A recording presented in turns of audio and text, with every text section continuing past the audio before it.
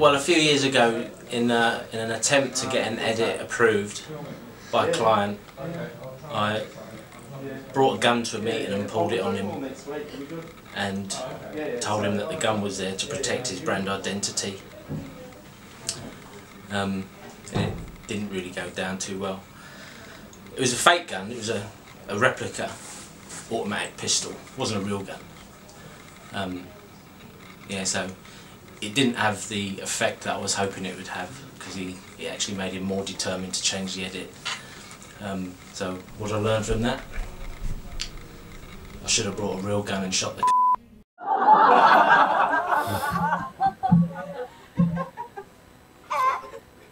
So there were some main learnings that we picked up from all the interviews that we did.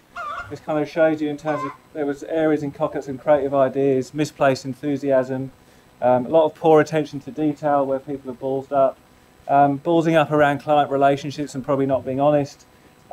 Truth in advertising was a really interesting one with this, an era where we can retouch things and make things look like they actually aren't. And also things about forgetting about money. I thought this was a really good quote, because I think in our industry, making cock-ups and failing at things is one of the most important things that we need to do. If we're generally a creative culture and we want to be innovative, the only way you can actually do that is to make mistakes. Our main learning out of all this information that we've got is if ultimately our job as agencies and clients is to do innovative and creative work, the most important thing is that we actually create environments that allows people to do it. So the main thing I think the panel we're going to discuss today is, how do we actually do that? How do we make people around us feel comfortable to do that? Have you ever actually fired anyone for making a similar mistake? And where do you actually draw the line in allowing people to make balls-ups in your team? It's a good question. No, I don't think I've ever fired anybody for making a mistake, although I'm sure I felt like it often.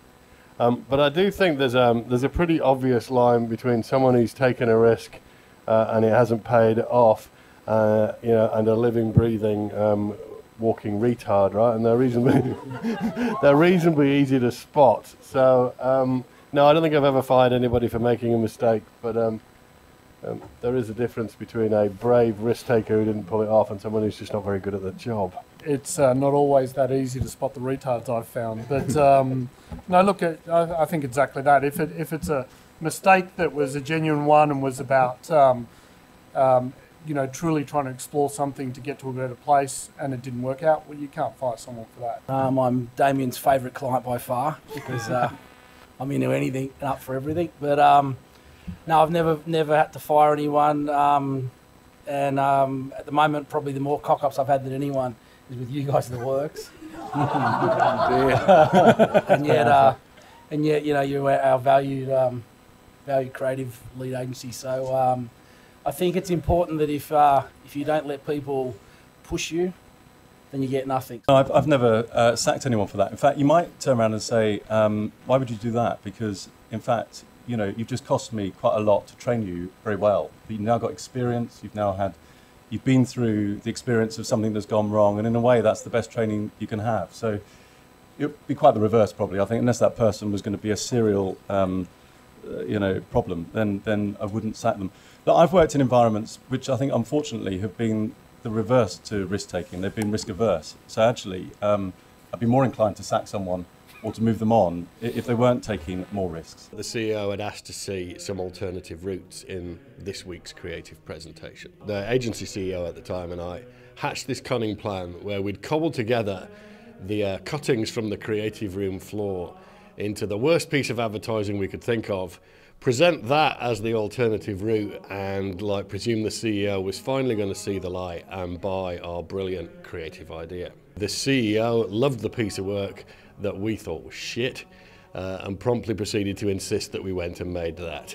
What happened then is that the agency and I spent the next 3 months effectively polishing a turd and then spending a couple of $1 million airing said shiny turd on television.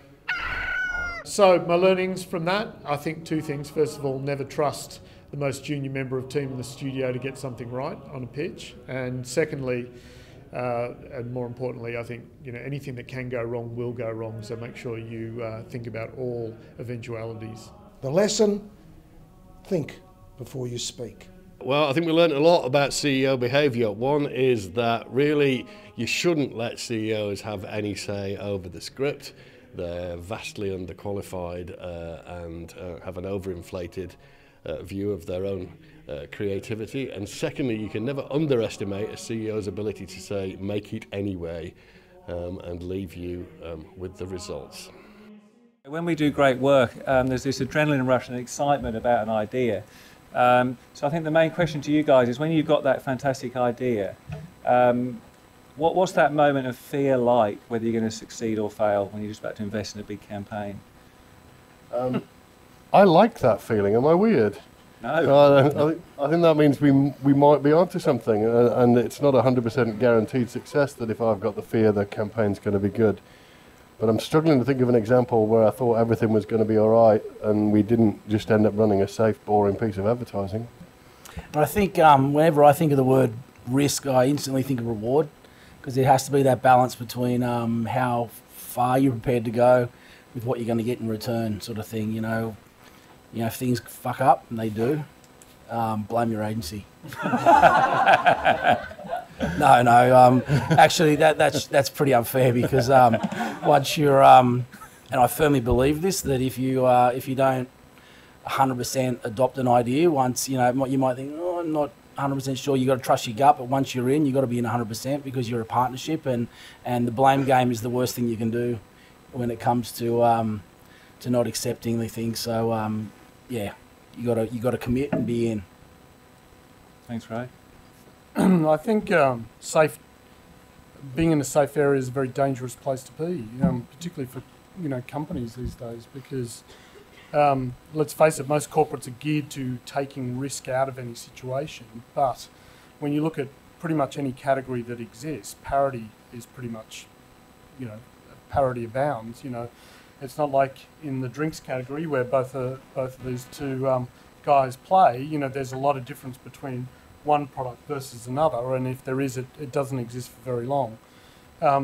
So I think you have to take a risk, and I think great creative thinking is the last legal way to get an unfair advantage in business, and so if you don't take that risk to create something that's going to potentially, let's face it, if you take a risk, it's going to upset people, and they have more means than ever before to complain via social media. But the reality is, if you're not taking a risk, you're playing in a safe zone, then I couldn't think of anything worse than someone not responding to a campaign. So, good or bad, I think that's not necessarily a bad thing for a brand.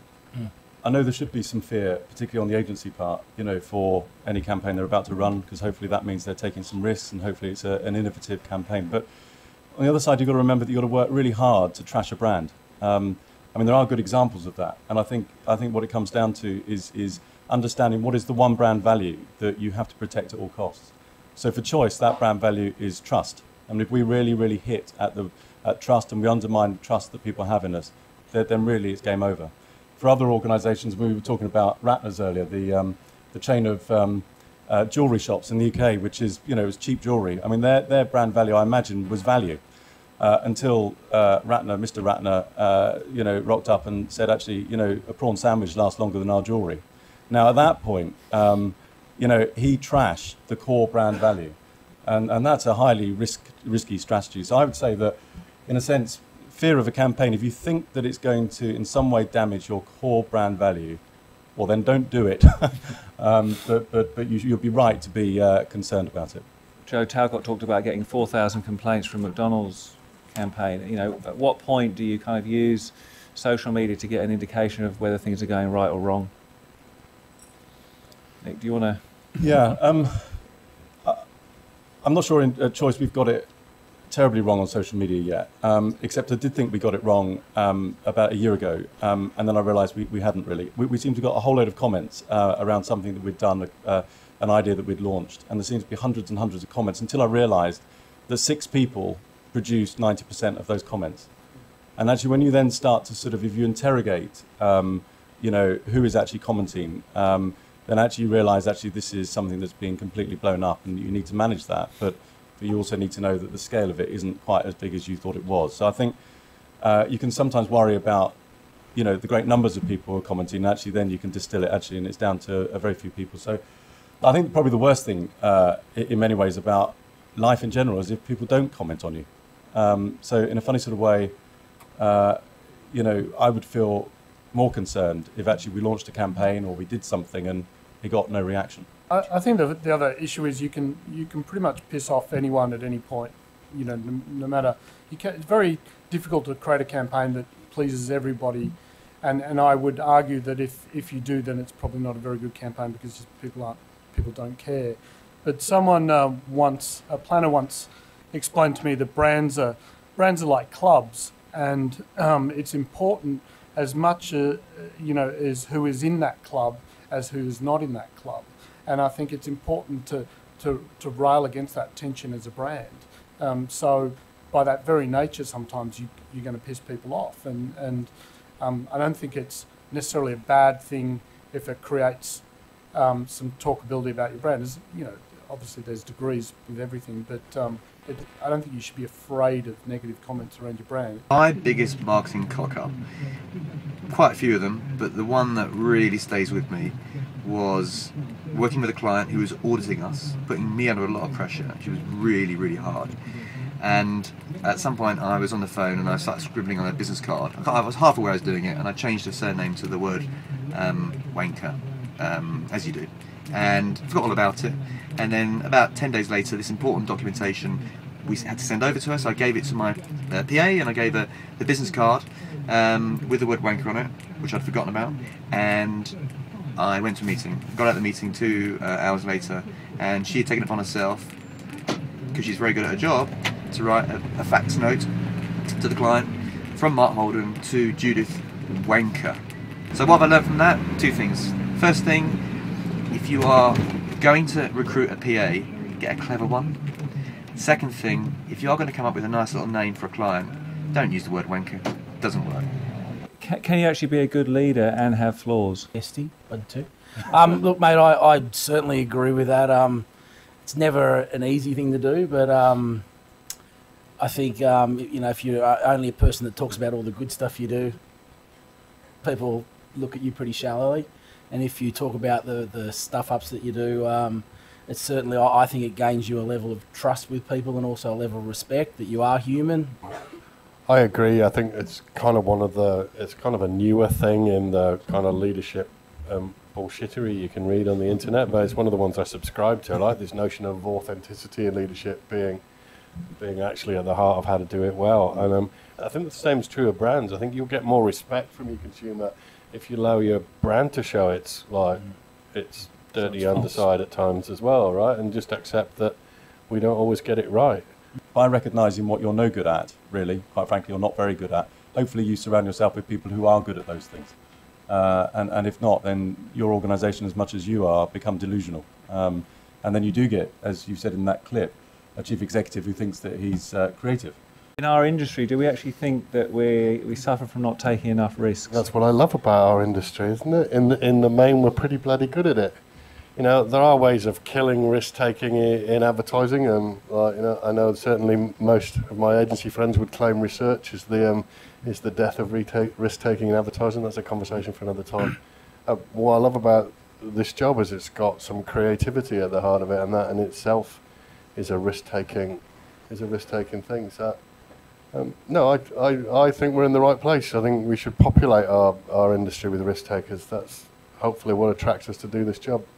I think it's a lot easier to take a risk when your brand's going backwards at a rapid rate of knots. So, you get the graph out and you're saying in 5 years' time, if you do nothing, you're there, then suddenly the risk is a lot easier to adopt. But if your brands are tracking really nicely, you've got to have a lot more courage to be able to take that risk. But, reality is you don't know what's around the corner, so you've got to be forever trying to push it. Innovation tends to be the lifeblood of most categories, and innovation is fundamentally a risky business. You can't necessarily learn from the past to build a picture of what the future holds and what's going to work in the future.